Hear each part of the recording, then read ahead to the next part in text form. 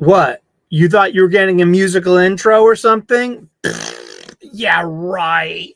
How you doing? Welcome back. It's Sunday. It's time for the Super Sully Sunday stream.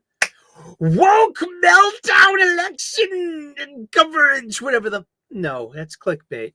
We're not going to make fun of... We don't like to make fun of people here. Well, we do. But, ad hominem attacks are like, that means on the person. You should address the merits of the issue at hand and not the arguer, unless it could be unavoidable in a way. How you doing today? Welcome back. Thanks for tuning in. We took the last 2 weeks off for health reasons. The other thing. Don't need to be boring you with all the ins and outs of my life story like that. I'm kidding. Yeah, just like health, this and hey, if you gotta step away from the mic, step away from the mic and the camera. Be authentic, come real, come at it real.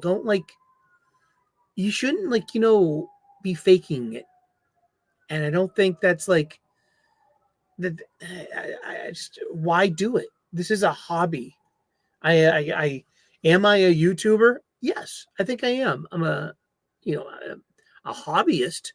This is my hobby about my hobby. It's a YouTube channel. So it's fun because we do talk about spirituality. We do talk about cooking. We do talk about good things. And we talk about comic books. And finally, what's in the bag? What's in the bag? We've got a couple of floppies in here. Fresh from this week. Maybe one from last week, too. I started a new pull list at my new comic book shop. And they actually missed one. So I'm going to have to go back, special order it, or see if they have it on the shelf still. It was Nemesis Rogues Gallery issue number 4 of 5. I did put that down on the pull list. I did. Maybe I'll get 5. Here's to it if we do. Cheers to you. Here's mud in your eye. Sláinte. I was just at the at my pub, at my local Irish pub. Had some delicious early supper, mac and cheese and buffalo tenders. Hey, James, good to see you. Thanks for tuning in for the Super Star Wars. We just did something a couple of minutes ago. I just turned on an old game I got on my PS4 and I hit the broadcast button. It gave me a prompt. It said Twitch or YouTube. I'm not on Twitch, of course. I hit YouTube and it already has it set up because I watch YouTube all the time through my PS4. I actually use it more as like a Roku box or an app box than a video game system. Hey AL, how you doing? Good to see you. Yeah, it was cool because I listened to it afterwards and I have to figure out how to boost the microphone and kind of maybe lower the game volume, equalize those values. Do you is it that the game sound is just a little lesser than the microphone? We'll find out. I plan on doing a couple of more games. Yeah, I got Ghost of Tsushima, which I could get into. I've got Star Wars Squadrons. I've got Star Wars Bounty Hunter, Star Wars Jedi Starfighter, and Star Wars Pod Racer, Episode 1 Racer, which is a pretty decent racing game. And it's Star Warsy. I also have Need for Speed Rivals. I played the hell out of that game. Apparently, it was a PS3 game, and I got it. I got it online. It's a download, and I played the heck out of that during lockdown because we were stuck in all the time. So I had this oh, hey, I'm imaginary. I'm driving down the coast. I'm inside my car, and I'm not wearing a mask. And And how are you doing today? I hope everyone's feeling well, and I hope we're all doing fine. I read 16 Marvel books this week. I only read a few.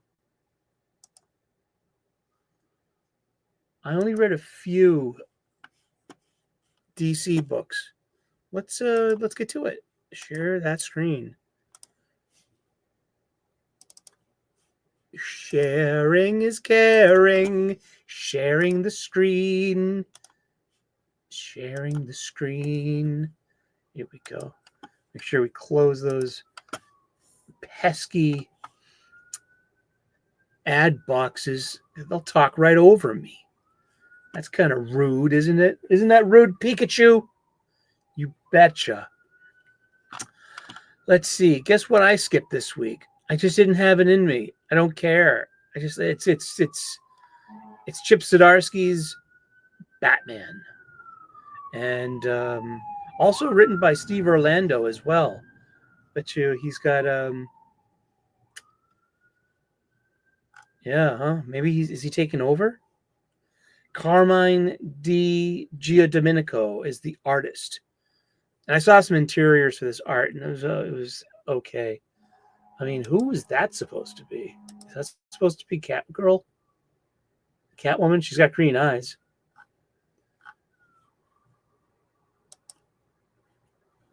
These are variant covers.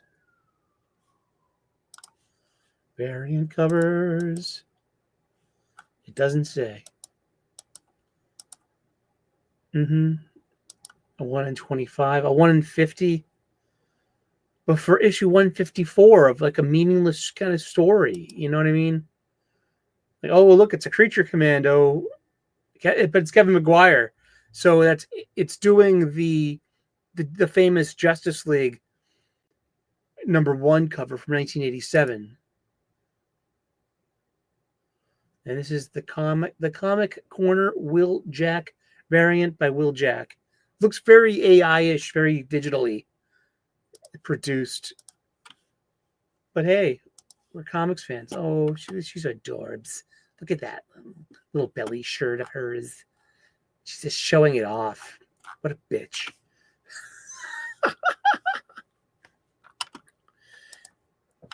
AL says, I'm walking to Trader Joe's playing Pokemon Go. Go, Pokemon Go. He hates being stuffed into the Pokeball. I can't get him to get in it anymore. He says, like, he's outgrown that. I said, if you're going to really outgrow shit, you should have evolved into a Raichu by now. That's apparently my fault. Yeah, he's too cute to evolve into a Raichu. He's going to stay a baby wavy with a Pika Wika, right? He's a fucking stuffed animal, Eric. And this is why we tune in for hijinks and wonder, merriment. There were no comics I got this week. There were a couple good ones. In my humble opinion, there was Rogue, Nemesis Rogue's Gallery, #4. If you're into that, though, I mean, it's Mark Miller. It's a real acquired taste. I'm not into Saga. Absolute Superman. Let's put a pin in that, as we say. Ultimates #6 by Dennis Camp. The Ultimates assemble to take down the Hulk, who is Bruce Banner, but he's evil. He's like an evil Bruce Banner. And there are 4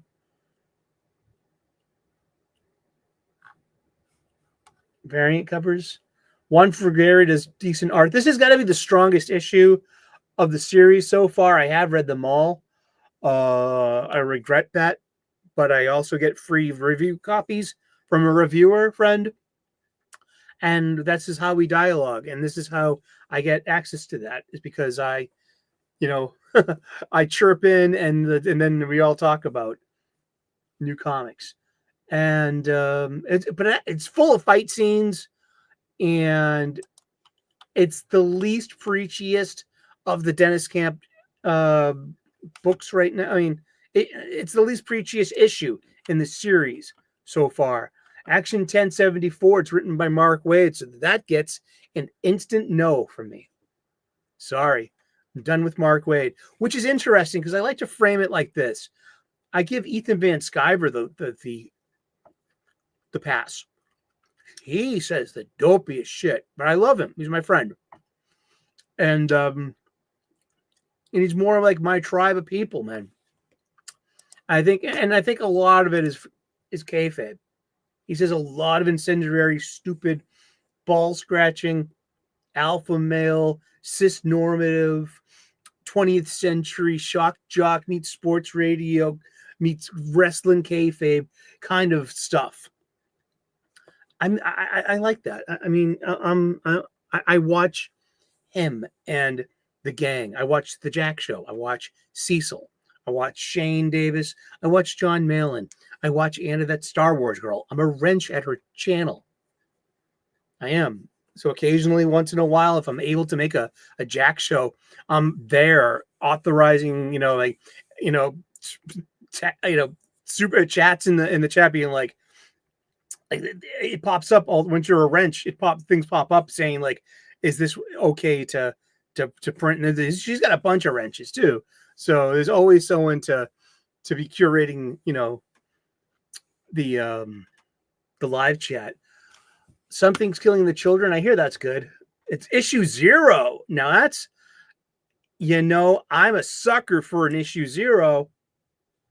It's been 5 years since the Smash Eisner hit where he said it changed the world. Now 40 issues later, a new chapter from the past is revealed. That's the essence of a 0 issue. It's a primer, and it's meant to get new readers. This is something where this is a great jump on spot. JK! Haha! How are you? Good to see you. Happy Sunday to you and kiddo from our Boston studios, which is down the street from the corner. Our production team, we've got X-Ray Girl Plushie. We've got Pikachu. We've also got over there the Cecil Eyes Canadian Bear and the Drinker Plushie, who run the show in the background, the cameras, the mics, the lights. I'm just the talent. I all I do is read the show notes that this one writes in this amazingly illegible scrawl. Only the mind that could have produced such Palmer method handwriting penmanship one can only conceive of. Inconceivable.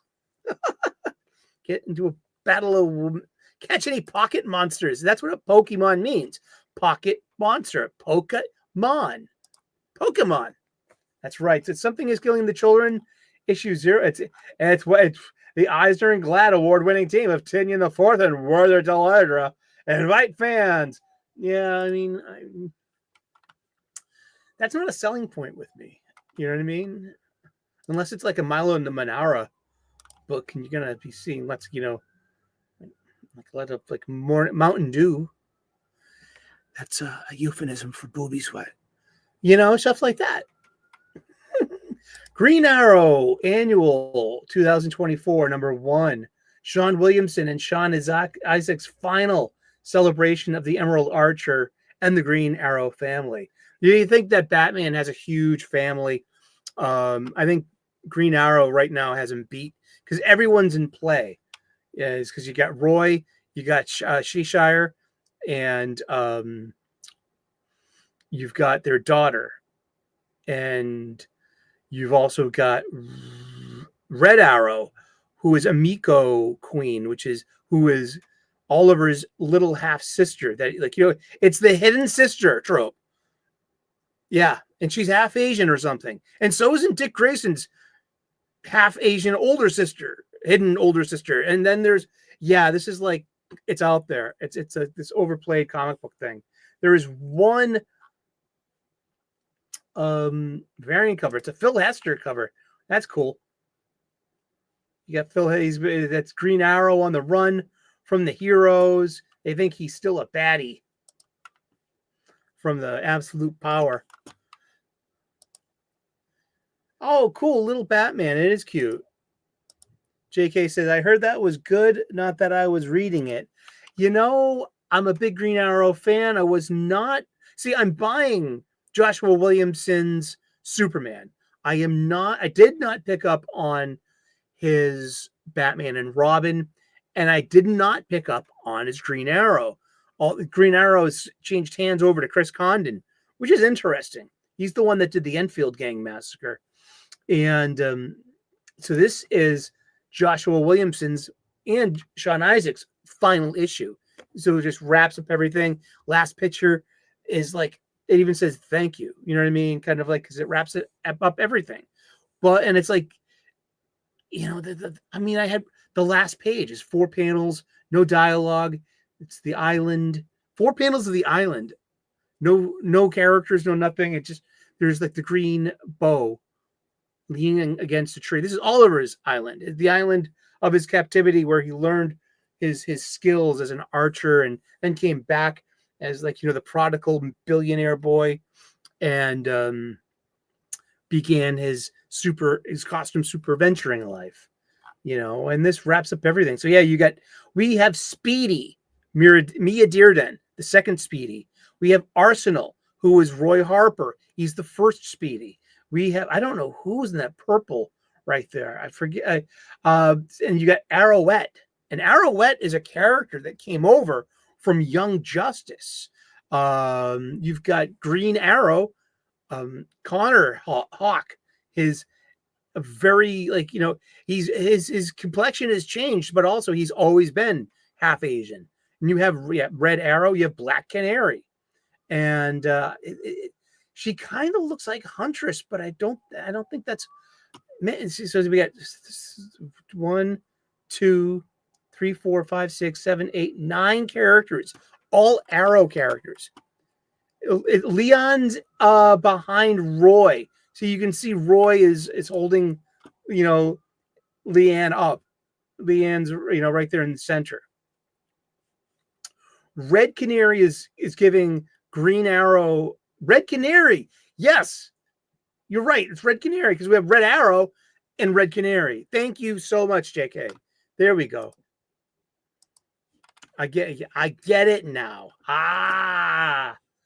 So it was kind of flat. It was cutesy, but, you know, that was the flavor of Green Arrow, with the intermittency of, like, you know, Night Terrors and Absolute Power. It was actually, you know, a good balance of, you know, this a little lightheartedness, all out superheroing, and you know, it worked, I guess, you know,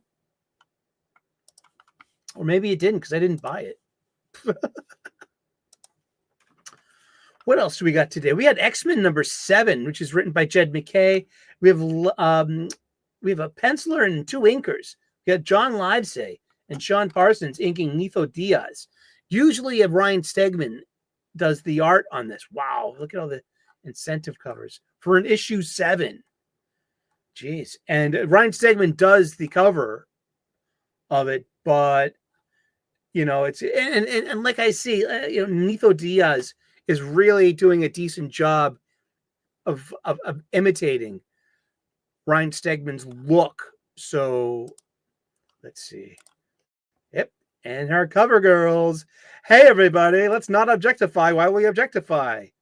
It's okay when we do it. It's Darkchild and Psylocke.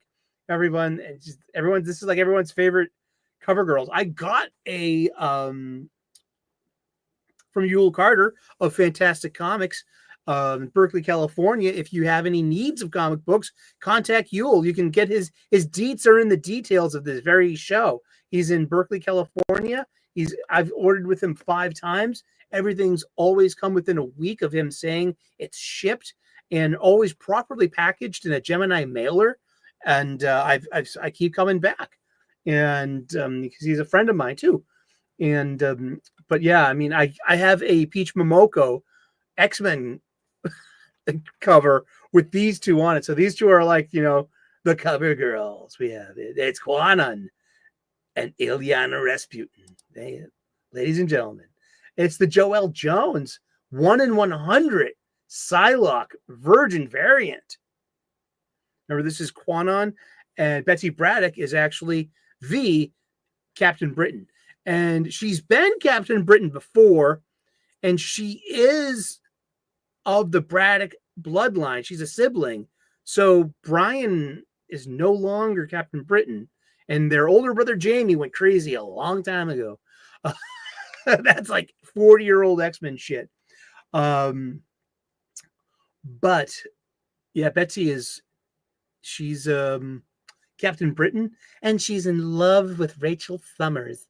Oh, and it's just purple, pinks, and blue colors everywhere, and girls kissing and holding hands and making snarky comments at each other in the middle of battle, saying, "Oh, you just wait now until I get home, you little minx, you." That was Corky St. Clair for Waiting for Guffman. Yeah, huh? You just all bastard people. And we've got a Gleb Malinkoff 1 in 25 variant. See, I love Gleb's art style, and I would be getting something like this. Also, remember, I am a sucker for a Peach Momoko variant cover. It's absolute doom, and it's Sabretooth meets a Pokemon. It's Afu-chan, and it's Meowtooth. Wonder if that's a real character. Corey Smith variant cover. And remember, this is just issue 7 of Adjectiveless X-Men. Ilyana Rasputin. Yes. I think, is she canonically gay now too? Because everyone's like trying to ship Kitty and Ilyana because they're both kind of bisexual now or something. And this is what sells comic books, right? Sure. Okay, here was a pick. Avengers number 20 by Jed McKay. Art by Farid Karimi. Let's see. Let's look at some variant covers. We've got 5 covers altogether, 4 variants for issue 20 of Jed McKay's Avengers. And this is a solo story of T'Challa. He's entered some kind of multiverse within a crystal inside the floating city. That's their headquarters. And so T'Challa is in there like playing like Mad Max and kind of giving himself some wish fulfillment, giving himself a really bloody, violent mission where he can beat people up and reclaim territory. He's like, it's actually about like, he ends up on this prison world and everything's run by tribal gangs. And he's like, no, he's the new boss in town. I am King T'Challa. And he like one by one defeats every like big boss from the tribes until the major big boss. And he unites all the tribes because he is the king. So he's living out like his king. I think maybe he's currently like dethroned in Wakanda. Maybe they're working on a parliamentary kind of democracy in Wakanda now or something. And like, so he's no longer the monarch, or if he is, he's like, just like no real political power. Let's see. Oh, Elena Casagrad, Stormbreaker's variant cover. This is the evocative of the death of Captain Marvel way back from 1981, the original graphic novel number 1. And that had like a $4.95 cover price in the 50-cent days. And it was meant to be a bit, it was oversized. It had a cardstock cover. It had perfect binding. Perfect binding is when they glue the back together and it's more of a book. And then you have like floppies, which have 2 staples on leaves of paper. I would love to get my dirty hands on some original graphic novels from that age. I love them. Just, that's the death of Captain Marvel. We've got some kind of absolute doom here. It's Steve Rogers in his Colonel outfit, or yeah. It's a Thing variant, and it's a powered up Thing. It's Things mashed up with T'Challa. This is a Thing variant by Paco Medina, and he's been Black Pantherized. I have porn jokes for that, but I will refrain from my dirty mind I won't subject you to that. But this was a decent issue. You know, Jed McKay's really hit or miss, but he gets on base. He's decent. He's one of my favorite consistent Marvel writers in the bullpen. You know, I'll tell you that much. Poison Ivy 27, written by G. Willow Wilson with art by Marcio Takara. And of course, let's look at some cheesecakes, some pinup girls. It's Poison Ivy, of course. It's Jenny Frisson. It's beautiful. Great art. Hello. It's whoever Nubovich is. It's a little cheeky. Thick thighs save lives. You know? Oh, Yorick. I knew him well, Horatio. A man of infinite jest. Oh, boy. Here we go. Puppeteer Lee. Cardstock variant, 1 in 25. Sure. Yeah. Here we go. That's it for variant covers. This was a decent story. I'm a big fan of G. Willow Wilson's Poison Ivy. I think it's been one of the best. It's normal monthly titles. You know, it doesn't not have the bat logo on its trade dress anymore. It's got the all in, but no more little bat symbol, because that meant it was part of the bat family of titles. You know, editor-in-chief is Marie Javins. And it's interesting. The letterer is Hassan Atmani Allahu. He's everywhere in indie comics, and he must have negotiated it or something, but he's always on the cover credits. Like you see here, it says Wilson, Takara, Prianto.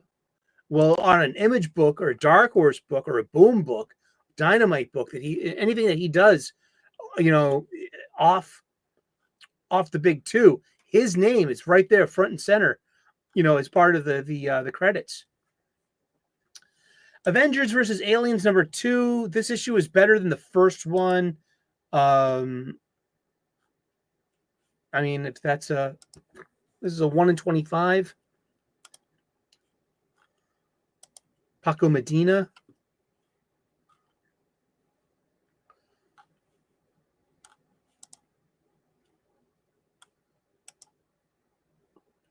Vision is not in this issue. Hulk is. It's set in the future, so I'm kind of like, I'm all set with geriatric Avengers. We just did Avengers Forever with Chip Zdarsky and Daniel Acuna. That was really good. That was like Dark Knight Returns level Avengers. The cycle of like Old Man Logan, Old Man Hawkeye. It just so it's just another old man kind of thing. Maybe it's an excuse to have a really badly drawn Carol Danvers. Hey Tevia, how you doing? Good to see you. Thanks for coming by. Well, good news. I am seeing Dragon Ball Daima in English dub theaters, and that's going to make me so happy. Hope to see, to hear from you later about how you liked it or not. I'm a huge Dragon Ball fan. I think I'm going to skip this one. I don't know. Call me crazy. Yeah, I'm just not feeling it. It's cutesy-ootsy. Maybe that's why, but cutesy-ootsy is parcel of Dragon Ball, especially the first, 18, the first 21 volumes or so, seeing Goku grow up. There was a lot of goofy shit in early Dragon Ball, and then comes the time lapse where Goku gets married to Chi-Chi, and then there's so there's a time lapse, and they had the reunion on Master Roshi's Island, and that's the famous episode 1 of Dragon Ball Z, where there's Goku brings baby Gohan. He's like, and Krillin's like, does Gohan ever see the full moon at night? And Goku's like, well, we go to bed pretty early in our house. So he's never had, Gohan's never seen the full moon, and he's got a tail. And you know what that means. Going to see. I want to see Solo Leveling on this on 12/06. I'll be at Universal, so it could happen. What's Solo Leveling? Is that a movie? Yeah, Solo lost money. Yeah, Avengers. Yeah, so Thor, who's not in this book, and I usually like a good alien story. Jonathan Hickman's doing this. Esad Reebok is doing the art, and it's pretty decent. I mean, $20 is Carol Danvers is going to save us all because of the assistant. I mean, Lindsay Cohick and Sarah Brunstad. Yeah, they're the editors. More girl power, please. It's like Venom is on Miles Morales, and he got infected with a face hugger. But so the only thing that's keeping him, the face hugger, at bay, like I think the Venom symbiote is keeping it at bay or something. I'm not sure. Birds of Prey 15. I've been checking Kelly Thompson. I've been trying to keep an eye on this book. The 5 of the first 6 issues were pretty darn good, and it gave me, hope and other things that she does, like Scarlet and Absolute Wonder Woman. Yet it's like the last 6 issues or so after that was like this weird pocket universe tale. Like, we got to save Barbara Gordon, and it just got the art just killed me, and it's just we're just saying, Dinah has a little sister, Cynthia, or Sin, who is half Asian. She's the hidden little sister that she had to save. And then Sin's got like some kind of literal demon that's possessed her that they have like a power sharing relationship with. And it's all very Buffy the Vampire Slayer. It's like Buffy and the Scoobies, but it's got a lot of big Barda and Grace Choi, who's she was one of my favorite characters. She originated in Judd Winnick's The Outsiders, back when it was 1 year later, and I like those stories. I did. Let's see. It was okay as issues go. You got Cassandra Cain, Batgirl, going undercover, and something happens, so the team wants to extract her, and Bart is all worried about her little bat. Speaking of Cassandra Cain, she's got her own series. Wonder how long it's going to go. Let's do it on the bottom of the page here. 5 issues, 4 issues. People like Cassandra Cain books. Oh, it's only going 3 issues, or is that just that's just the solicit? That's just the solicit. It only goes up that far. It's Batgirl, ladies and gentlemen. How many? Let's see. How many? Not that many. Remember, like New 52, they tried to take away the Batgirl away from her, and they called her Orphan. Yeah, like that really worked. No, it's just better to have her be Batgirl now. Yeah, now Barbara's retired as Batgirl, and she's just Oracle now. X-Force has been doing okay. Here we have this. I'm telling you, it's Betsy Braddock, Captain Marvel, and her wife, Rachel Summers, from an alternate future, who was married to Franklin Richards in that future. You have Surge, and she's got blue hair and electric powers. And you've got and Sage, who was like a mutant computer and deadly assassin. We get the really good girl power on this team, and Forge. I like Forge. Jeffrey Thorne writes this. The first couple of issues were pretty interesting, and this just like it really fell off the rails. It's messy. It's just it's not fun. We have JSA #1, written by Jeff Lemire. Look at that cast of characters. This was an issue 1. He wants to, announce his presence with authority. And it's, this is a 1 in 50 cardstock variant cover. It's like Infinity Incorporated is kind of taken over the JSA. So it's like the younger generation, not the youngest generation, but that middle generation. We have like, Yolanda Montez, second Wildcat. We have the second Dr. Midnight. That's Rick Tyler, Sandman. And that's Sandy Hawkins, the Sandman's original sidekick. And I think he's just known as Sand. That's Jenny Lynn Hayden, Jade, who is one of the kids of the now gay Alan Scott. And that's a variant cover. This one has the ISA, the Injustice Society of America.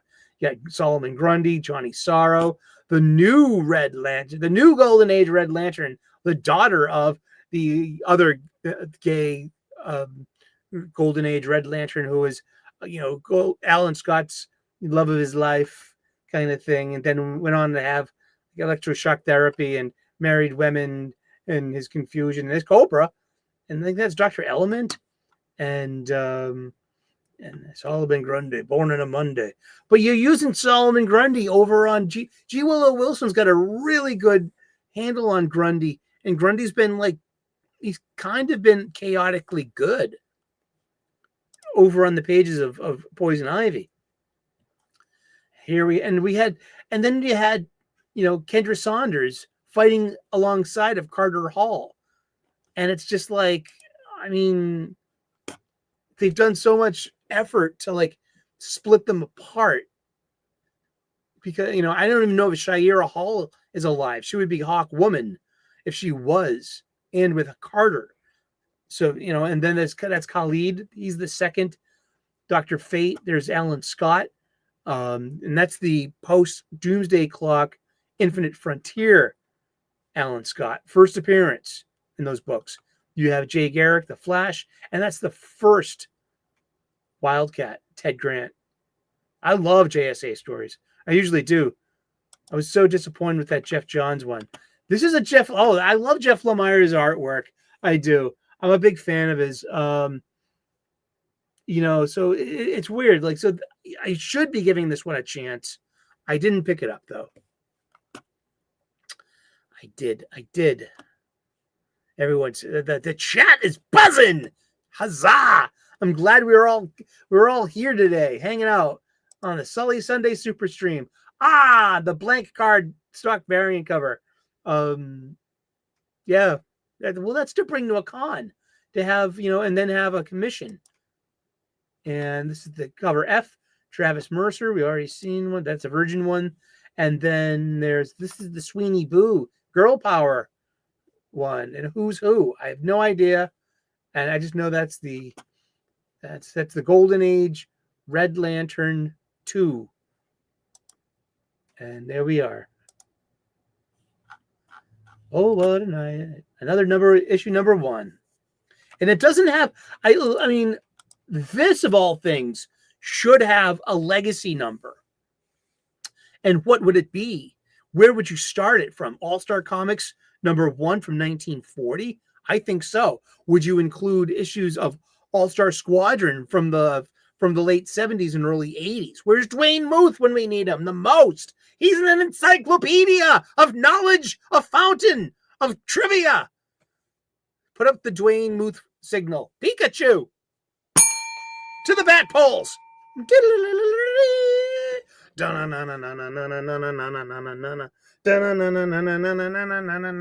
got a chocolate croissant. I do. I got a little coffee left over. It's cold. I don't care. Something to wet my whistle. But yeah, this deserves a legacy number. I'm going to tell DC Comics that right now on Das Twitter. I'm going to. You can't stop me.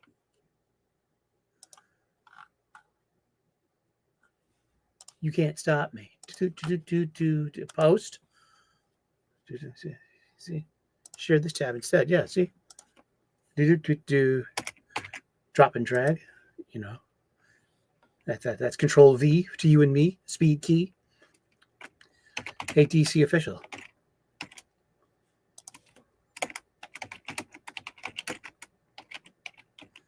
monthly. And this.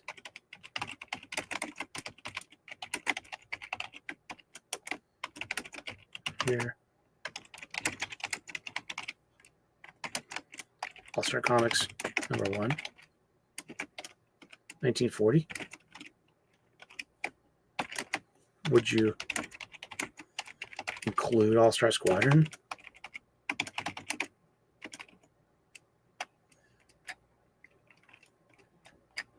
Or like the other previous? What else is eligible to contribute to the legacy number? With JSA. All-Star Squadron.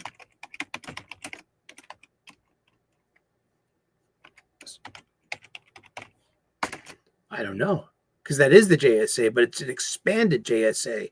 And the All-Star Squadron All-Star Squadron came out in the 1970s. It's a Bronze Age magazine. It's not even Silver Age. And this was they were Earth 2 stories set during World War II. So it was a superhero war comic in a way. And that's where you had Firebrand, Jesse Quick, Johnny, Liberty Bell, Johnny Quick.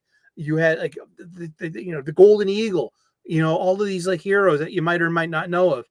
And that's when, and Hitler had the Spear of Destiny, or which was the spear that pierced Jesus' side. It had magical properties, and I guess that's what, like, it had a magical barrier, and that's what kept the superheroes out of, like, they couldn't just go into Berlin and just knock over the Nazi regime.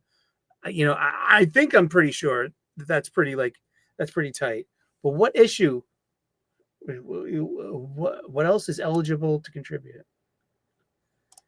Eligible. There you go.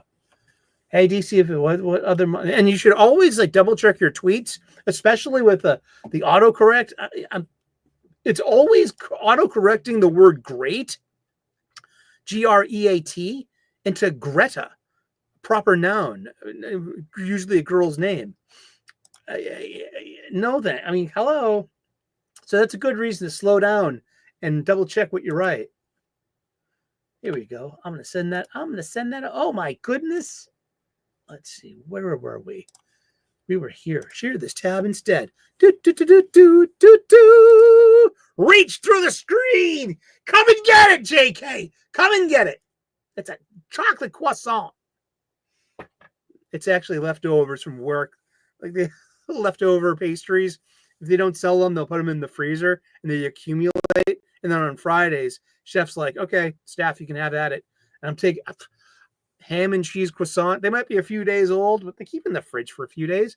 Heat them up in the microwave, just a tad, like 19 seconds. I don't want it melty hot. I just want it to be like, not, fridge cold, and just a little bit warm.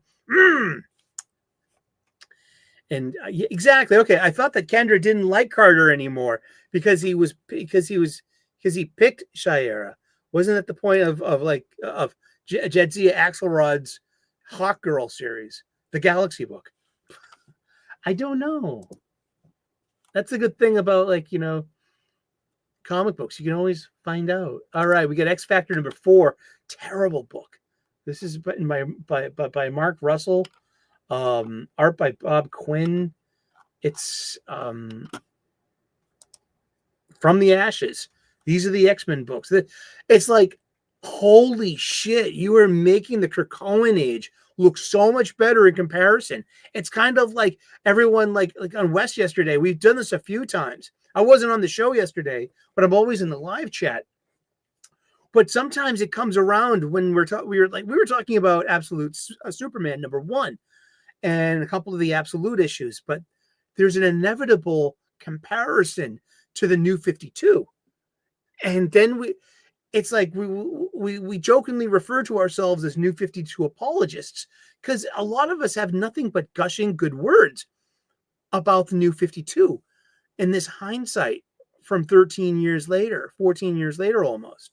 That came out in 2011. People, we're not talking about Jeff Johns and Jim Lee's Justice League. No one talks about that. But people talk about Swamp Thing, Scott Snyder's Swamp Thing, Jeff Lemire's Green Arrow, is it All-Star Western?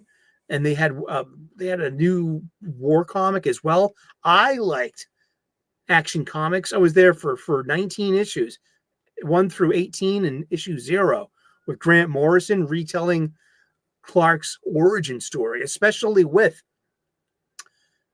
like, Mxyzptlk had an opposite, like a bad number. There's a bad imp from the 5th dimension called Vindictive, and he's the one that entered Clark's life as a young man and set up the car accident that takes both the Kents and his high school years. And that was the diversion point. And so he fixes that. Jeff Johns fixes that in Doomsday Clock number 8. And that's what that's what kind of heals the timeline in a way. And that's what brings back the JSA. Well, the thing that brings back the JSA is because what Dr. Manhattan did to make the New 52 universe was to push the Green Lantern away from Alan Scott during the train crash. He dies in that. There's never a Green Lantern, and there's never and that interrupted everything. You know, Mark McGrath, how you doing? Good to see you. What did you say? JSA 1 was pretty good. That recent JSA Hawkgirl series is better forgotten. Yeah, huh? I thought the art was pretty good. And again, Hassan Atmani Allahu, he did the lettering in that. And that was kind of like weird because he got like free reign to throw all these different fonts and styles at you, especially in different flashback things told by certain characters. And, I don't know, at least it was creative on that level. And the art was really decent too. Yeah. Who didn't raise your hand if you did not get blocked by Jadzia Axelrod on Twitter? Put your hand down, Pikachu. You're with me. Yeah, I mean, fucking Fish Flies. Have you been reading that one? I really cool. Yeah, so I'm looking forward to getting back to that video game. It's that was 1 quarter. I call that 1 quarter, 4 lives. I got 4 lives. I got 3 lives and a 1-up. And it played for 17 minutes. So I would have gotten 17 minutes of video game satisfaction out of 1 quarter if it was a coin-op machine, Let's see. Shazam number 17. Hey, that's the MVP of the World Series, Freddie Freeman. Isn't that the way funny that goes? And Talking Tawny. And it's Josie Campbell and Steve Orlando. Whoopsies. Yeezies. And what's this? It's a David LaFuente cardstock variant. But is that is that seriously a Ukraine flag in the background? Seriously? Really? Am I seeing that? Am I interpreting that because this is art? Holy shit. That's pretty interesting. Ariel Olivetti. It's pretty nice art. Good muscle tone. Great exaggeration. Nice pose. Very heroic and very deserving of the character. Especially, this is like his transformation moment,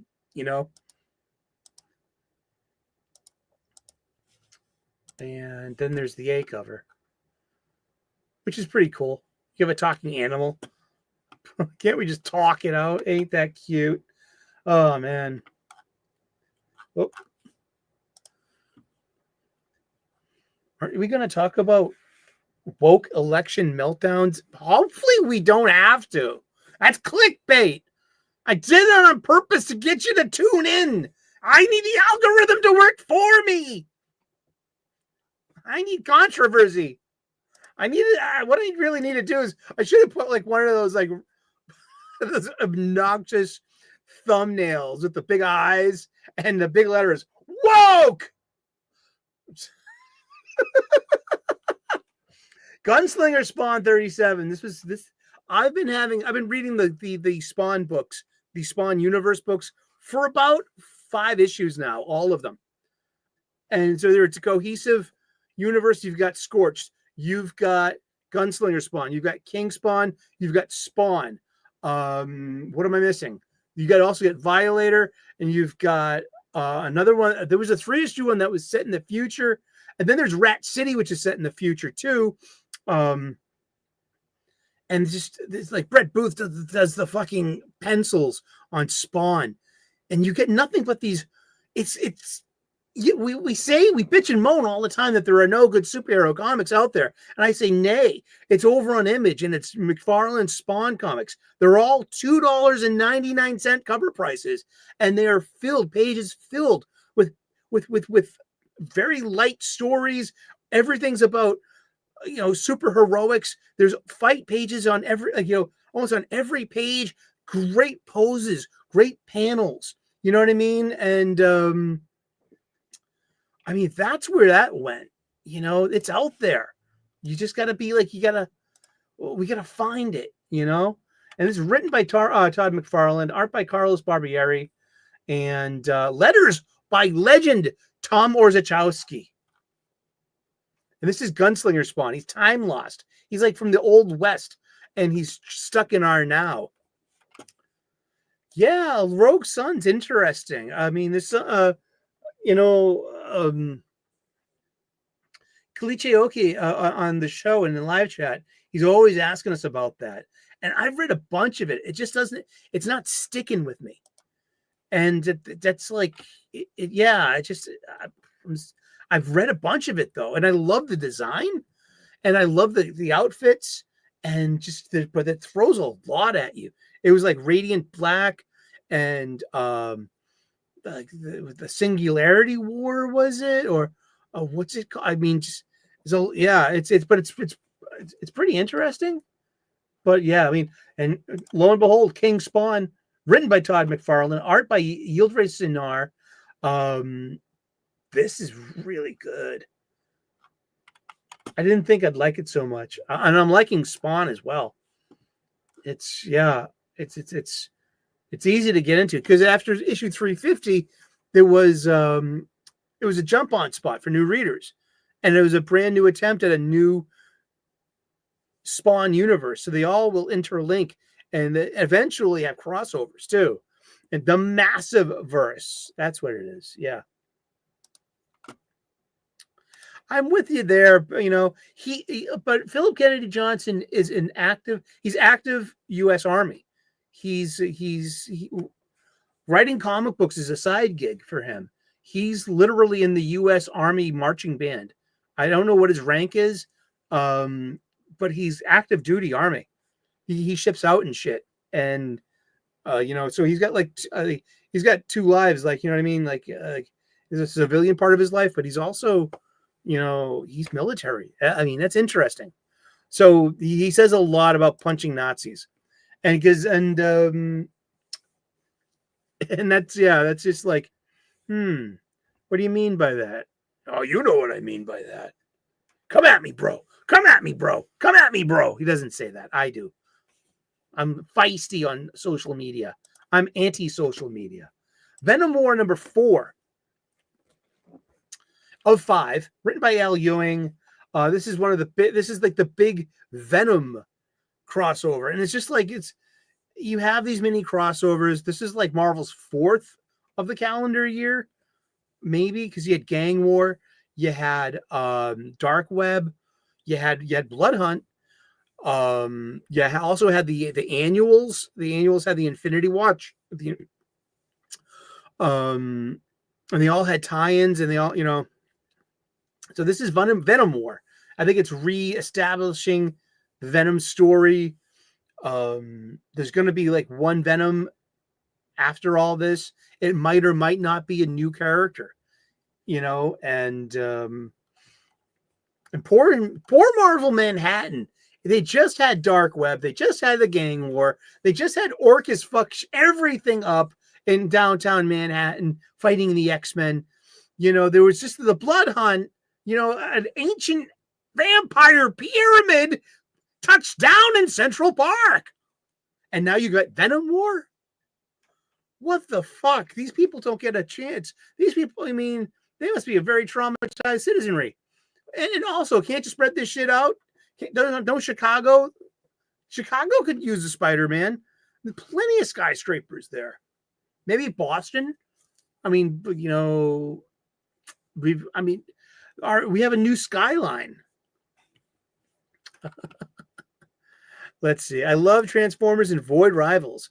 I want to get G.I. Joe, but because of the fire, I don't know the space or money right now. True. I mean, and you can always go back and get the trade paperbacks. When life settles down a bit, and so have hope there. I hope, I guess. Let's see. That's look at this look at this wild and wacky variant cover. That's a really cool variant cover. And I don't even know what that is. It's Team Dylan. So is that Null? I don't care.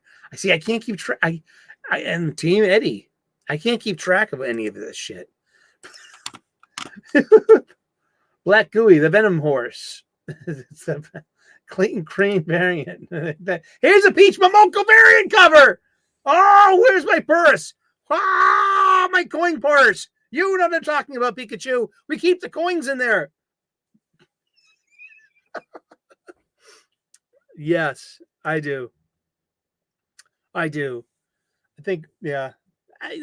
But it's, you know what? I mean, that's why I can't take, don't take any of this seriously, which is good because it's fiction. It's make-believe. And it's fun. And it brings us together. And there are shared stories. And we've invested so much time and money and attention and physical space to our hobby. So it's not like I never want to put that down. That experience. I can't. I won't. I shan't. And I won't. And I will not. And yeah. Let's begin. Yeah, I don't want to be ripping off Richard. He's a good kid. I like his stuff. Anti-Venom. Venom. So yeah. So that I read that. I read this too. Spider-Man. Yeah, I read 16 Marvel magazines. I read 16 Marvel floppies this week, just alone. And then came like everything else. Like a bunch of Dark Horse books and a handful of Image books. Like Nemesis Rogues Gallery 4 or 5. Like that was good. What else? Walking Dead Deluxe 100. Wow. They've got, okay, let's look at some variant covers. It's what we do. It's Lucille.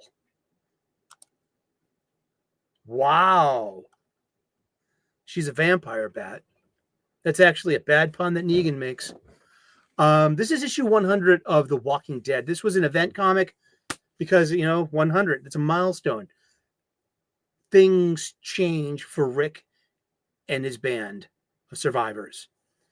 Rick Grimes, he's like a warlord, and he meets his match, and someone that sticks around the next 78 issues and has a complete character arc in this, who's a hideous bad guy. And one of the best things about these fictions is your good guy is only kind of as good as a character as he's challenged by his complete opposite. And I have a fruit fly in here. And I wonder where that come from. Jeez, maybe that underwear I threw in the corner 3 weeks ago after that little accident. I couldn't find it. I thought that was your feet. That's a stinky joke, huh? That's Lucille. And she's a vampire bat. This is Walking Dead. Yes, I'm in a fear. And this is a Charlie Adler B cover. And this is the introduction, the first appearance of Negan. And it's the final appearance of Glenn. And yeah, I mean, this is what a bad guy. Arthur Adams variant. Wow. look at the texture, the hatching, the shadowing, the light source on that. Fuck. It's $4.99. I got a bunch of these. I got the first two compendiums, which are like phone book size, but I turned on to that like way before. I got turned on to it. A buddy of mine let me read all of his trade paperbacks. So I caught up and bought those two phone books, and I used to buy them every 6 months and wait for it that way. I didn't buy them on floppy. But just to let you know that this formerly black and white book, it's being reprinted in color. That's what Walking Dead Deluxe means. So they're reprinting all 178 issues of Walking Dead, but they've been colorized. They've been colored. And they also have collected editions of that too. So it's just like you're just doubling your money. I mean, Kirkman is the most successful independent publisher ever in comic book history. Seriously. Between Walking Dead and Invincible. Jeez. And now he's got friggin' Skybound. What a success story. And you know what I mean? People talk all the time about Mark Millar's success in selling that to Netflix. But I mean, geez. I mean, we got to talk more about Robert Kirkman. And he's like, was it luck?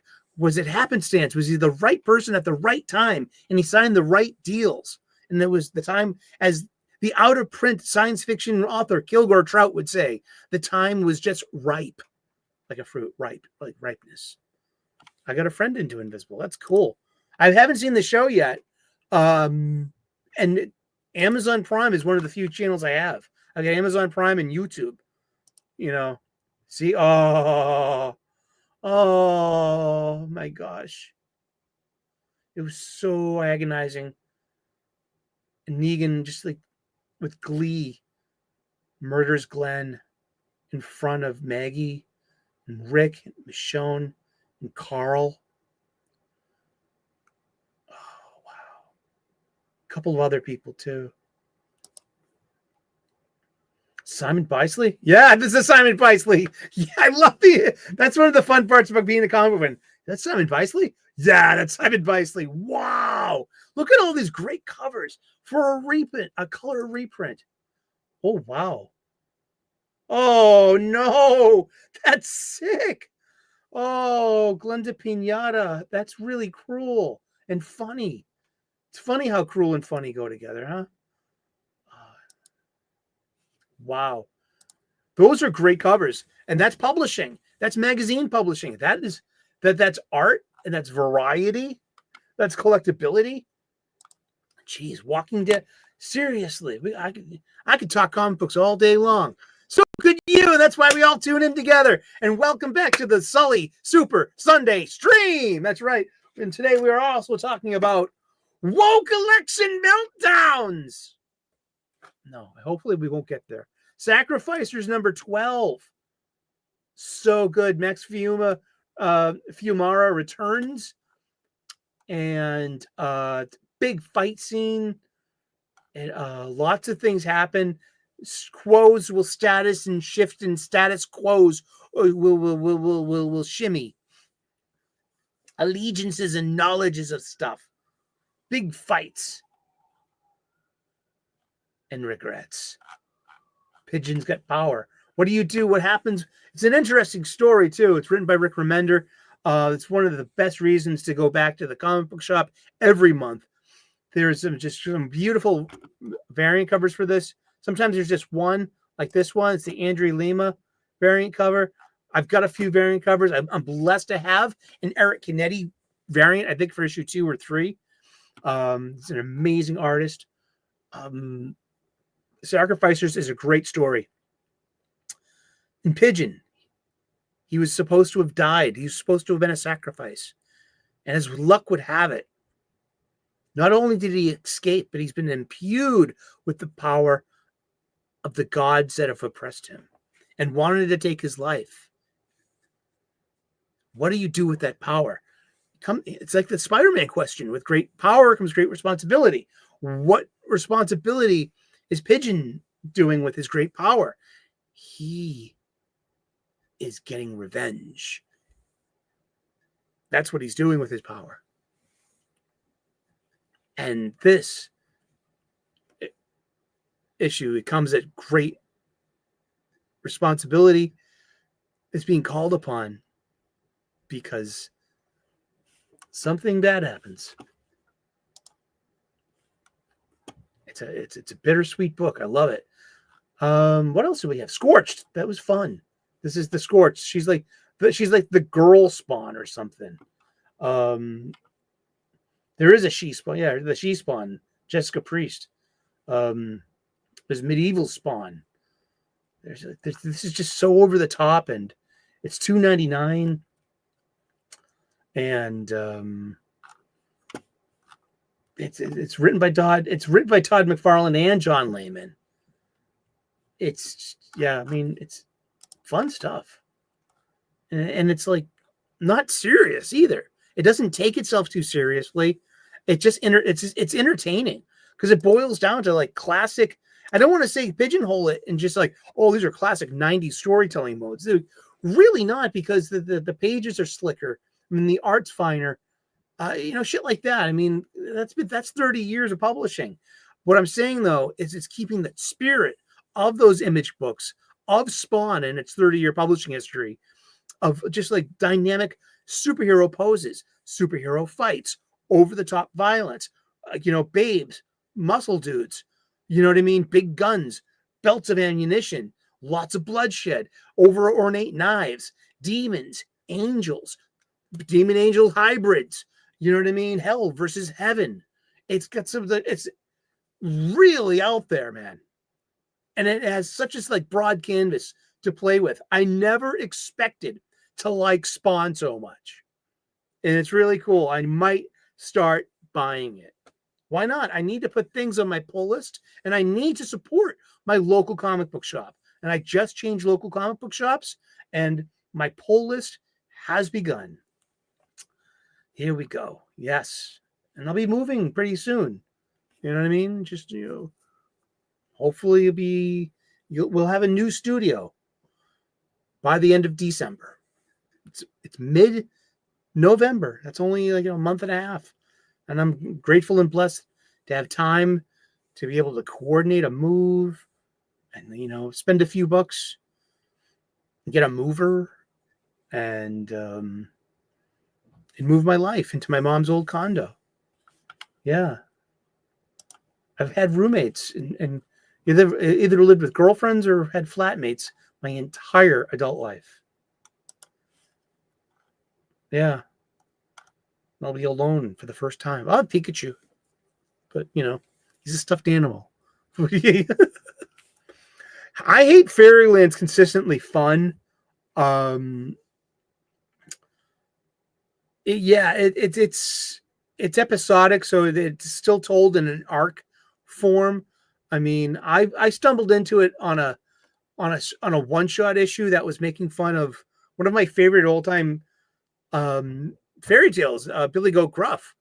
You know what I mean? There's the troll underneath the bridge, and who's that tripping on my bridge?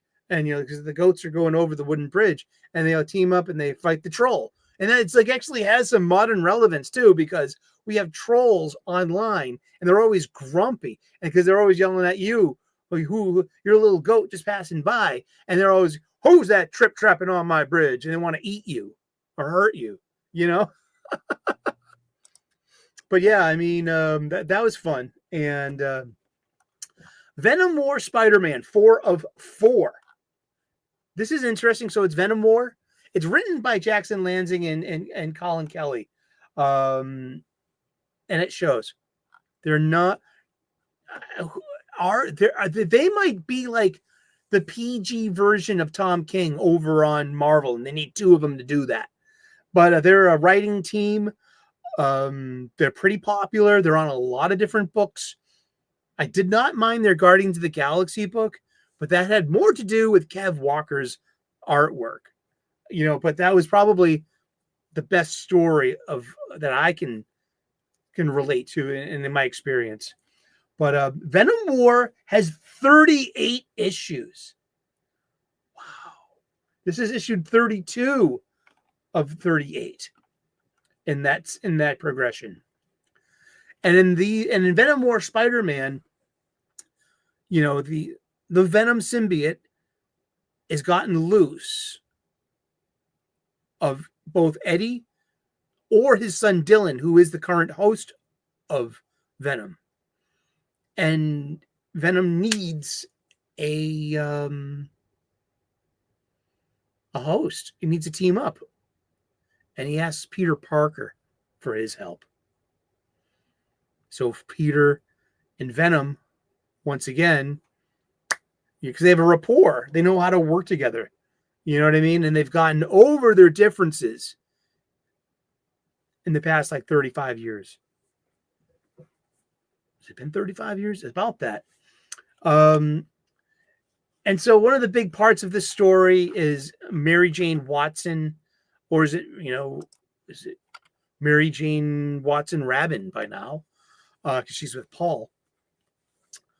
She's Jackpot, powered by a probability machine that grants her a huge power set of powers, but only one at a time. And so, and technically too, okay, so Mary Jane Watson was 1 year younger than Peter Parker.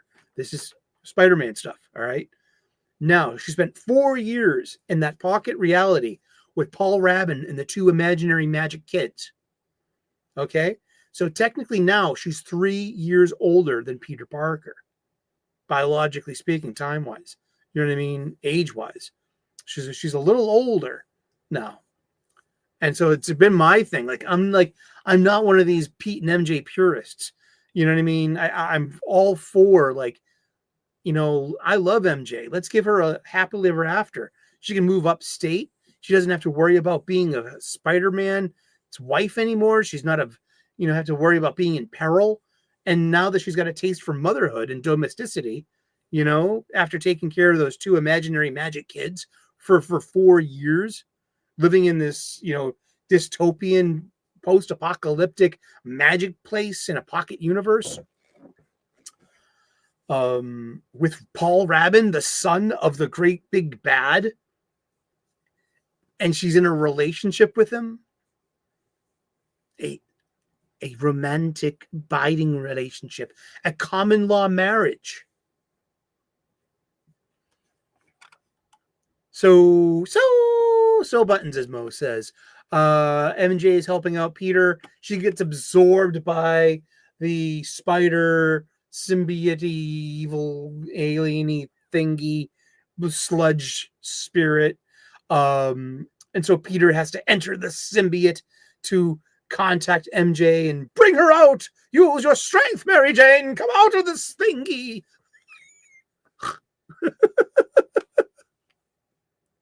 I think, yeah, I'm with you. Don't worry. But, like, you know, they're having, like, some, like, you know, admissions of, like, what passed in the past. But by the end of it, they just kind of, like, they did this on purpose. They sucker punched all of the Mary Jane Peter fucking fans. I almost said simps, and I didn't mean that. But it's like, that's the word I thought of. And by the end of it, she's like, "Oh, Paul," and it's like, so I'm just like, "Oh, look at the ex-wife energy." Here you go. Holy fuck! Just like, and then Peter's like goes home alone, and he's a little bit like, kind of just like, maybe we don't know if, like, being connected with Venom for the past 3 issues has that kind of, like, maybe he's having selfish thoughts. I don't know. It's interesting. But it wasn't a good comic book. You know what made it decent, though? It was Greg Land's art. Greg Land had some really, really solid art in here. Pretty good fight scenes. Really good, a really pretty MJ. You know what I mean? And what else do we have this week? Spider Society number 4 of 4, written by Alex Segura. I had to read 2 of his books this week. And look at all the the spider multiverse people. I'm okay being a Peter MJ simp. Yeah, huh? Exactly. How awful. I can't believe an editor okayed these stories for their flagship book. Yeah, huh? And here's all the spider folk and they gang up. It's a Spider-Verse kind of thing. and Yeezys. Everything works out. Sure. This is probably my pick of the week. It's on Image Comics. It's called Public Domain, and there are no variant covers for this. It has not been solicited for any more issues. Is this the last issue? The extra size issue changes the Dallas history forever. Chip Zdarsky continues his award-winning series about the comic industry. Yeah, because it's kind of meta to the insides of the comic industry. The Dallas family, one of you know what I mean? There was this famous comic book called The Domain, and it had a heyday in the heyday of comics of the 80s. But as way leads to way, people get older, people drift apart, people sometimes split apart business-wise. And like, who owns the domain? And now it's in the public domain. And that's where the cleverness comes in. There's also a sister book to this called The Domain. And it's part of On the Trade Dress. You know, it's written by Zdarsky and with art by Rachel Stott as well. But it's the comic book that's inside of this comic book, the public domain. They're making this book called The Domain. So now you have the two original creators have their own competing versions of Domain. And which one's going to land first? And will it land? I mean, it's really fun. And I don't know, it's refreshing. And it's satisfying. I like the art. I like the story. I like its tone. I like it's playful and it's funny. And it's like a network TV drama in a way, but in comic form, and it ties in some superhero stuff too. I'm a big fan. I really like it. But the funny, unironically, the other book, Domain, it's terrible. And I don't. Is it ironic? Because the whole thing is the generation gap, the appeal to modern audiences, and hiring young people to produce a comic book with these modern audience values in mind. But is it good? Is it telling a proper superhero story? And seriously, that there's levels to this. I like that. It's fun to get into. Blood Hunters number 4. This was okay. No variant covers, but it's the Erica Schultz, and this is like the all-girl team plus Miles Morales, who is a vampire right now, and they're facing off against the Blood Coven, the group of vampire bad guys from the Blood Hunt series. And I love the design of these bad guys, like Bloodstorm 1, and who's a clone of Dracula. So he's he's got a pretty good power set, and this very elegant silver body armor, and wings. It's just really fun design. And just like, but they're so with the designs of these bad guys, they have really interesting fight scenes, and this book is full of fight scenes. So this book has actually pretty good pacing, and it's packed with action, superhero fight scenes. And I'm like, there's nothing wrong with this book. It's perfectly mediocre. I'll give it 7 out of 10. Okay. I mean, the art was okay. I mean, it wasn't great, but the characters are okay. You got Hallows Eve. You've got Dagger from Cloak and Dagger. You've got Yelena Belanoff, the White Widow, and you've got Elsa Bloodstone. And they're the core of an all-girl squad boss's team, plus Miles Morales, who is, trying to curb his vampire urges, and he needs a little help from his friends. Yeah, pretty decent week for comics, huh? I read 2 Star Wars comic books this week. This is Alex Segura's 12-issue Star Wars: The Battle of Jakku, Insurgency Rising. Insurgency Rising? Yeah, Insurgency Rising. It's got 2 variant covers. And yeah, this is good, 12 issues. So, but it's coming out like 3 times a month. I thought it was a weekly. It might end up being a weekly. It's kind of pointless, though, as a Star Wars book. I mean, seriously. There's one scene in here where Luke Skywalker, I feel, was quoting Don Draper from Mad Men about, you don't even matter to me, or I don't even think about you. Or, that famous meme quote, and it's just like, it doesn't matter. All roads lead to The Force Awakens. They do. And that's the Disney canon. And I just it's not for me. I read Ahsoka issue 5, I think of 6. No, it's 7 issues. And this is the adaptation of the Disney Plus show. Well, I could be. I mean, but everything it's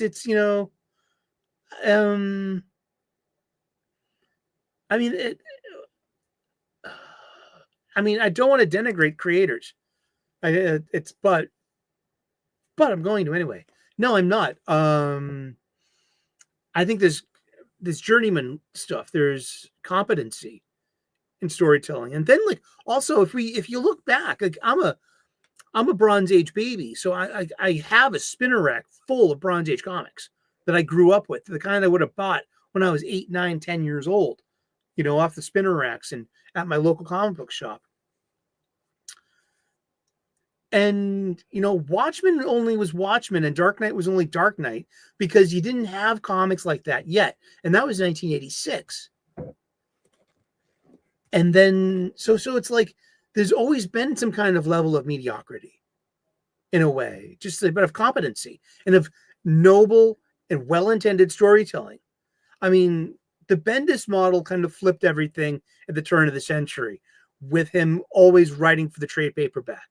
And that was a paradigm shift. That was like that's a great place to put a separation of ages in comic books. Because according to, I like to say it, the Overstreet Price Guide, and the glossary, that we've been in this nebulous catch-all modern age of comics since 1993.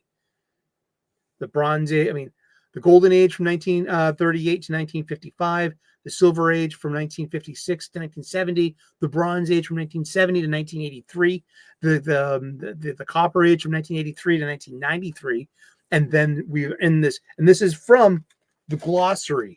Now, I don't have to accept it really, but it's a good standard to keep, and that's Overstreet.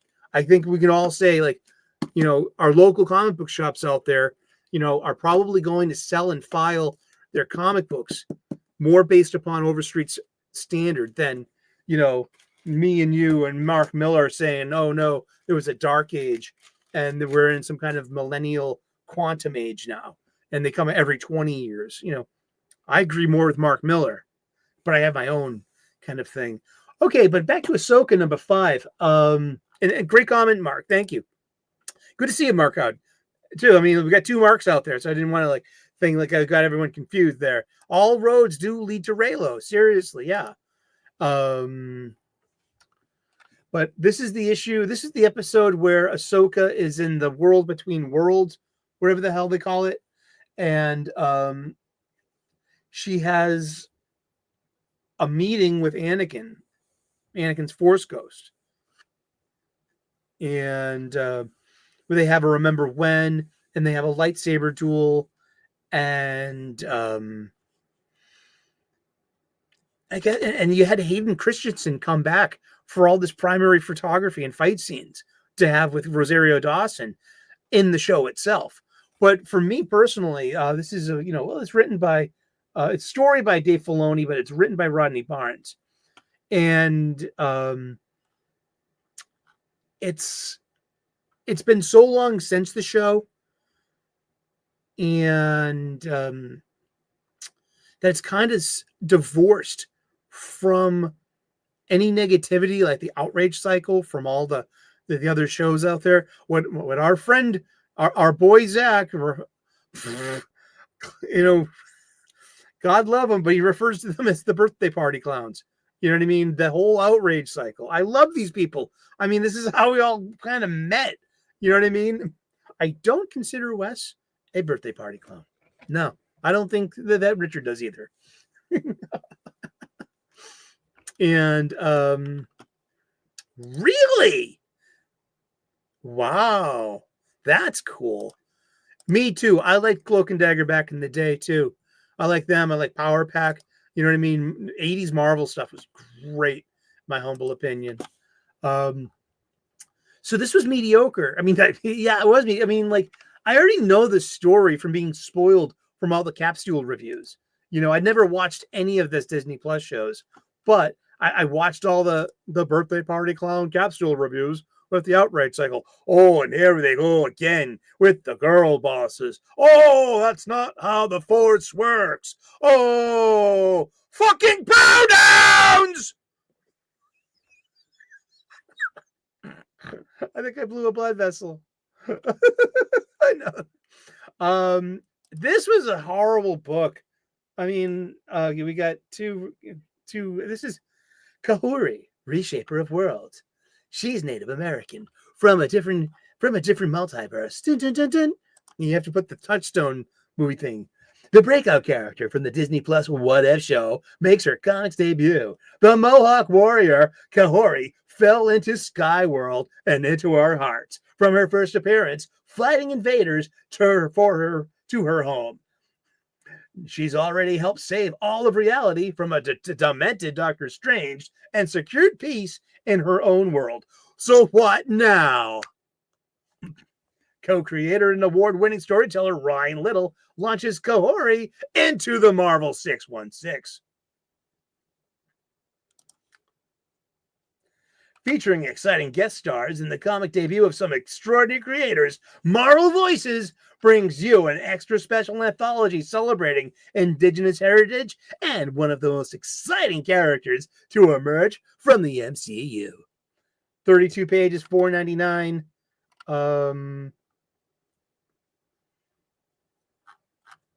Yeah.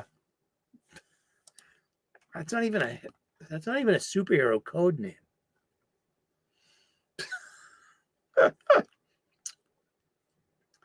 Nemesis, Rogues Gallery, number 4. I need to pick up a copy because it's on my pull list, but they didn't end up on my pull list. So it's like good that like I should like slow down. I was actually hoping to catch the bus. That didn't happen. So I should have just shifted gears and gone back to the new release shelf to see if there was one on the shelf for me. FML number 1 from Dark Horse Comics, written by Kelly Sue DeConnick, art by Dave Lopez, letters by Clayton Cowell, colors by Chris Peter. Wow, garish colors. Everything's in Everqueer. It's or otherwise known as bisexual lighting. Riley is a teen that sketches out his heavy metal future with a ballpoint pen between monster movies and band practice. This is a really terrible book. How long is it going? We got 4 issues of this. Yeah. Well, maybe, yeah. Hopefully, I don't know. Hopefully there's a hey, if you don't like my politics, then don't buy my book. I'm not buying this book. Mission accepted. Got it. And that's about it. Okay, well, Patra number 3. Okay, I'm raving about this book. I caught on to it last issue. It's a mini, 4 issues long, so it's destined to be a trade paperback. So when it comes out in its collected form, if you see it, take this as a huge recommendation from us here. It's written by James Robinson, who started JSA with Jeff Johns, but also he did Starman. The Jack Knight Starman.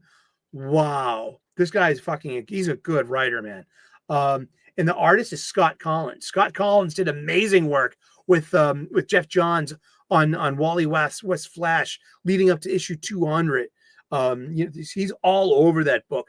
Like Howard Porter, Ethan Van Sciver, and Scott Collins. They were like the big Flash artists of the late 90s and early aughts.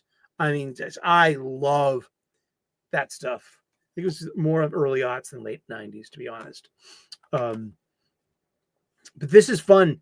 It's not, well, it's a horror book. It's really spooky, but it's so well done. It's really interesting, and it's good. So if you're looking for a solid recommendation on an independent book, if you want to buy comic books from your local comic book shop, may I suggest to you Patra number 3.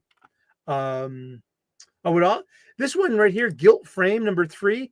It's written and drawn by Matt Kent, who did Mind Management. And I was a big fan of Mind Management like over a decade ago. I had a buddy, lend me all of his, his trade paperbacks of that. I read a lot of that. So I got really used to and really appreciate Matt Kent's style, his technique and his look. It's cartoony and but it's concise. I really, really, really enjoy looking at his work. So this was, it's the last issue of a 3-issue. So that was going to be out on trade paperback sooner than later too. So if you see Guilt Frame on Dark Horse by Matt Kent, consider that, please. Again, a decent recommendation from here, one of your favorite YouTube channels. This one was great. Les Morts 13 giant size special number 1. It's $5.99 but it's about 60 pages, and the story was a little hard to follow, but it's horror, but it's black and white, and it's all this great macabre, spooky artwork. It barely made sense to me, and I didn't care. I like art. I really do, and just like this is an art-driven book, and really dug that. What else? Anything else this week to get into? The Carlisle School for Kings, that was okay.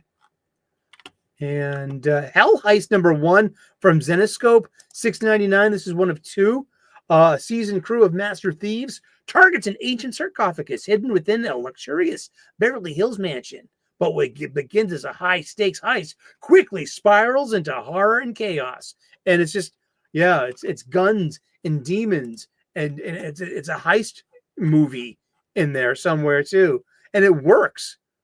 It was pretty good. I enjoyed it. It was this random issue number 1 in my pirate chest, and that's gonna do it for this part of the program. Oh wow, my Patriots won 19-3 in Chicago. The Bears. Doubles. All right. What's in the bag? What did I get at my local comic book shop this week? I'll tell you. I'll show you. I got 4 floppies. I should have got 5. One of them's on my pull list, but I couldn't help myself with getting a second copy on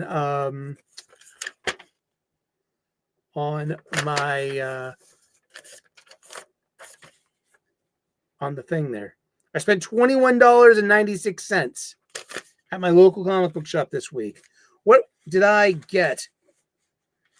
Well, we're talking about it. Sacrificers number 12 by Rick Remender and Max Fuimara. Great book. I've got them all. Speaking of Mark Millar, we've got Nightclub 2, issue 3. This came out last week. I had to skip a week, but hey, have a new pattern to get into. Maybe until like I move, it'll be like every other week or so. You never know. You know. I mean, yeah. You'll know when I know, because you'll see the new studio. Seriously. All right, let's talk about Absolute Superman #1 a bit. This is a story by Jason Aaron, with art by Rafa Sandoval. I also was a sucker for this. I'm a big fan of the super sigil. This is my Superman mantra, the Om. This is a stylized Om within and just the color scheme and the look. I've seen this before, an Om inside the Superman diamond, but it just wasn't quite right. It didn't follow the aesthetic of the swooshing lines. So I adapted it, and this is an actual drawing I did, and it's meant to look like that. And it's the logo of the channel. You'll find it right next to my name. You're right here on YouTube. But yeah, here's it's a foil cover, cost $7.99, $2 more, and it's basically a piece of cardstock stapled onto the A cover with a little extra, with just 2 extra pages of ad space for house ads. This is a Starfire young adult book. At least this is a Target ad.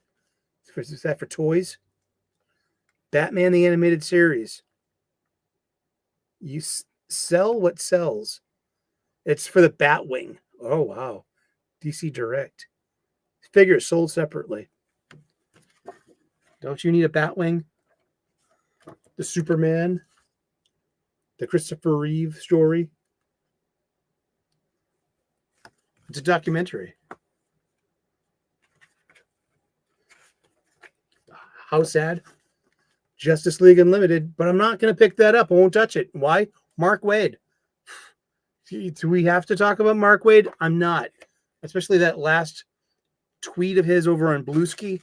Like, oh, I have no more faith in superheroes. I have no more faith in humanity. Whoa, collection meltdowns! Woo! I got fucked up drunk on Friday. I'm not ashamed to admit it. I'm a man. I'm a grown man. I don't drink much anymore. Sometimes you just got to tie one on and then spend the next day prisoner of your own cranium and the thumpings and the nausea and the physical ick and malaise. But we were playing a drinking game. We were watching all these what I would call Democrat meltdown on Democratic election loss, people on melting down on TikTok. There's so many videos out there. So many women disappointed with the election and making claims that not only is The Handmaid's Tale future history and should be treated as so, but like just jumps to conclusions and all this fear and all this grieving and all this crying and all this screaming and all this blue hair and all these nose rings, the septum, the bull ring and the septum. And so you had to drink every time some chick was screaming, screeching, crying, mewling, but she had a bull ring. And you had to drink twice if she had blue hair. And then like their bonus is like if she had like different labrettes and different facial piercings. But they all, it's just a huge correlate. Now side hoops or and studs. Well, not many studs. There's more hoops and everything. That's like just a sip. You know what I mean? But like, but a bull ring, that's like a 2 or 3 count. A solid draw on your beer.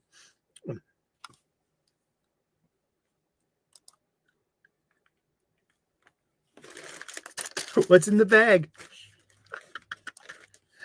And yeah, so I just wanted to fulfill the obligation of the title of the show. What was it? What is it again? Wow, collection meltdowns! Come and see the nose rings! Fucking pronouns! I have a video I made on Friday. It covers all of that. Yeah, it really does. There was no drinking game. It was I wasn't hanging out with friends. I just had a couple I had a few too many at the pub over chicken wings after a hard work weeks. You know. Yes. And they all have nose rings. So there's a huge correlation between like just batshit crazy and the TV. And the irony is not lost in me. What is the bull ring in the septum for? It's to lead livestock. The most stubborn livestock will follow that nose ring. That's so sensitive and it's to get them to go where you want it, specifically at the end of their cycle to the slaughterhouse chute. The metaphor is not lost on this individual. So yeah, I picked up so one of these I'm going to give to my 14-year-old nephew to see if he likes it. I'm still waiting to hear back from him to see if he liked Absolute Batman. I got him a foil cover of that. So I just might give him the foil cover of this too, just to keep consistent. I did not buy Absolute Wonder Woman. And you know what? I think I should have. The art's okay. It's got this Riley Rossmo kind of feel, but it's a strong Kelly Thompson book. And like I said, I root for her. Seriously, semifinalist 79. You're okay with me, yo. But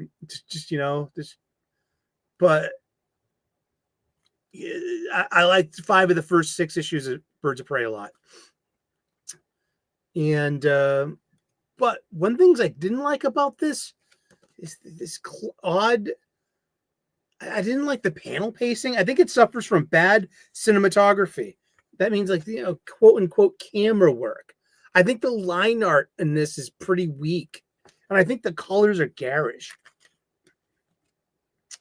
It's just like you get lost in this morass of different colors. Now, story-wise, Jason Aaron is, we started on Krypton, and it's a different kind of Krypton because this is the Absolute universe.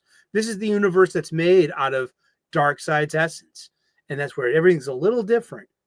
And so all the inciting incidents of the heroes are changed dramatically, yet they all rise to the top and come back to their form in a new way. So this is a new take on Superman, and this is his establishing shot, our introduction to Superman. And I feel like it suffers from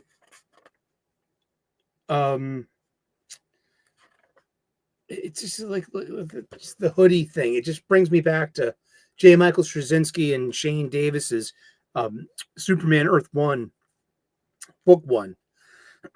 And then the suit and the kind of reveal, it's very Jim Lee like.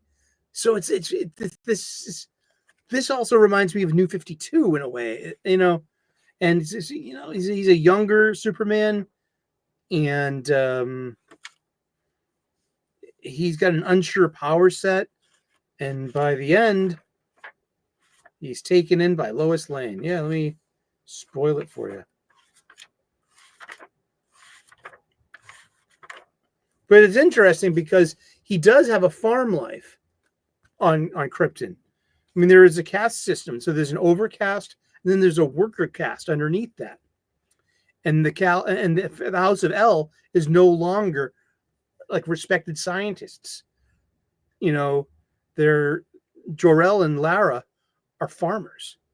And Lara is a failed scientist who can hack the system scientifically. And Kal-El is their son, and they raise him. So he has been raised with kindly parents, just not the Kents. But I mean, just like I literally hate these panels and this panel progression. So it's like I gave this a 6 out of 10. And the last thing that we're going to show tonight is a very special gift from our friend AL. Thank you so much, Angela. This is so thoughtful and so wonderful. It's one of the first gifts that we've got from a viewer. Thank you so very much. I feel like, wow, I really am a YouTuber now. This is cool. Maybe I need to get a PO box. But AL went to New York City Comic Con about 2 weeks ago, 3 weeks, 2 weeks ago, I think. 3 weeks ago, I think. Yeah. And she picked up for me not just Batman, absolute Batman from the New York City Comic Con.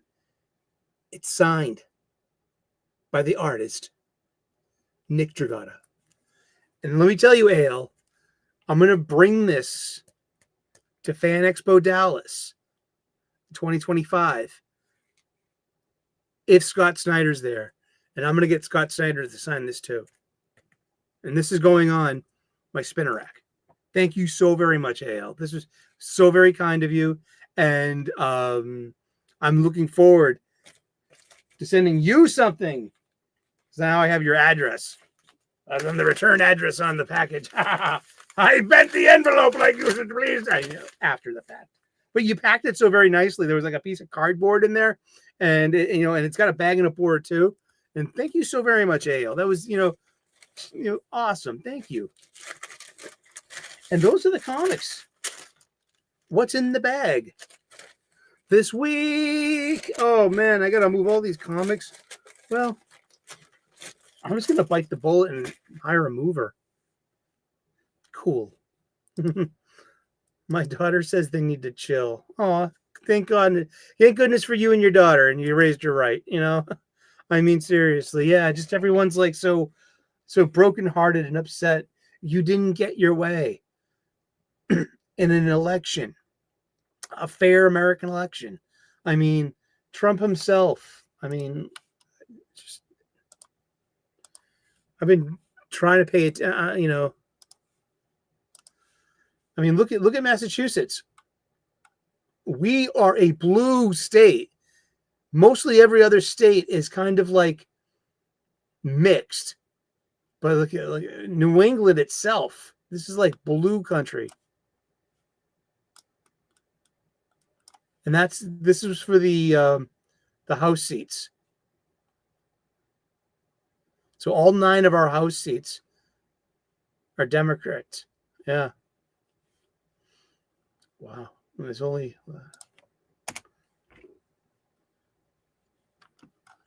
yeah, huh? So that was 74,700,000 votes to 70 million. That was almost 71 million to most. So there's almost there's a differential there of about 4.5 million votes. And if you look down, whoops. Jill Stein got almost 700,000 votes. Bobby Kennedy, Chase Oliver of the Libertarian Party. So that's like you got and other electoral candidates. So you got basically that 2.3 million votes that didn't go either way, and that wouldn't have helped Kamala Harris. And I'm not even going to mention 2020's election and where were all those voters who voted for Biden. I mean, it's an interesting question, and it will be answered by people smarter than me. I'm just a comic book YouTuber. But yeah, I mean, geez, what are we waiting for here? There's like what, one more race or something? I mean, like to count. I don't get what caucus means either. It sounds like a dirty word. I'm trying to avoid saying that. What was this? Aren't they the ones that say no during the Trump? I don't know.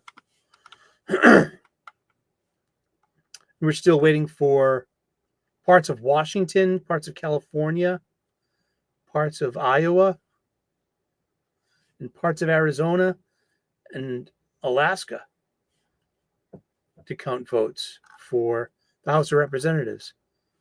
The House of Representatives should have at least 2, right? Because it's based on population. Maybe they have one. I'm not sure. Hawaii has 2. Yeah, Hawaii has got 2. And I think that, oh, yeah, I mean, geez.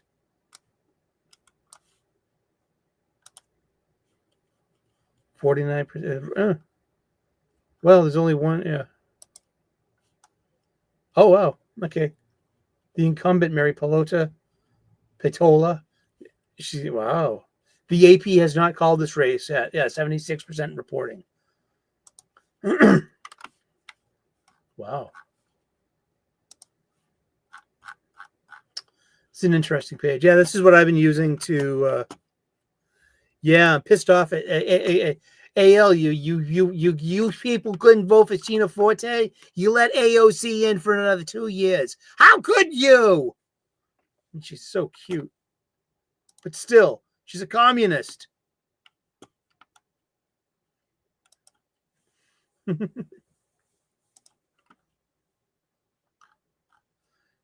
She is.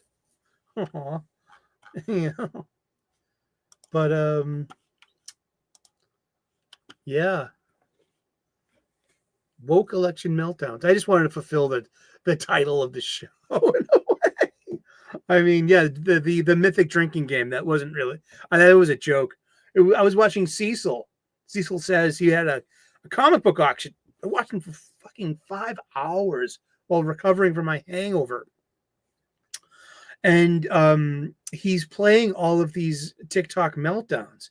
And by the halfway through it, we're all going, nose ring. And just like, and I just like, hey, every time I was like, Cecil, are we drinking? Because like, every time we see a nose ring, we should have to take a drink. And just, and that's what started that joke up. Awesome. Well, we've been going at it for about 2 hours. Thank you so very much for tuning in and having some super Sully Sunday stream. The return. Yeah, I had to take the last 2 weeks off. Sorry about that. Just health stuff, but respect your body, respect your mind, respect your limitations. And yeah, I wish I had a big thumbnail. It's just woke melties. And one of those like blue-haired nose rings. When it's someone with a giant nose ring too, and crazy eyes. And real hate speech. What about hate speech? What happened to hate speech? What happened to threats? It's not. Is this all hyperbolic? Holy shit! Is this mental illness? Did COVID broken us?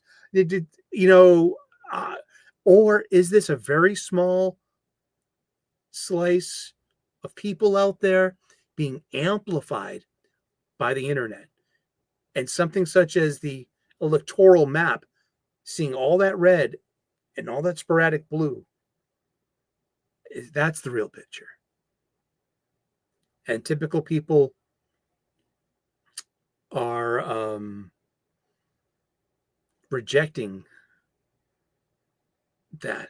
We're not rejecting other humans. I know you're disappointed you didn't get your way.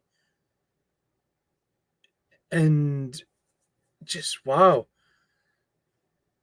Your zeitgeist is an anxiety attack.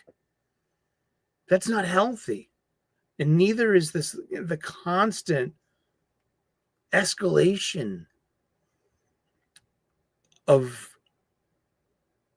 your expectations for something bad and evil to happen. I don't have answers. All I have are more questions. And I save those for Fridays in the morning. I call it Apolitically Incorrect. It's part of my gratitude show series called Live and Learn. And I shoot that in the morning. It's usually live by 7 a.m. U.S. Eastern. I shoot it about between 5 and 5:30 a.m. on my morning commute. And so it usually revolves around gratitude and gratitude lists and how it's really helped my life. But Fridays, I do something called Apolitically Incorrect. I used to have a huge political acumen, and but I let it go. I mean, yeah, but it's an election year and people are going crazy. People were going crazy. And it's just even, wow. That's just, I mean, I hope that, jeez. I hope for everyone to get along and be okay. Seriously.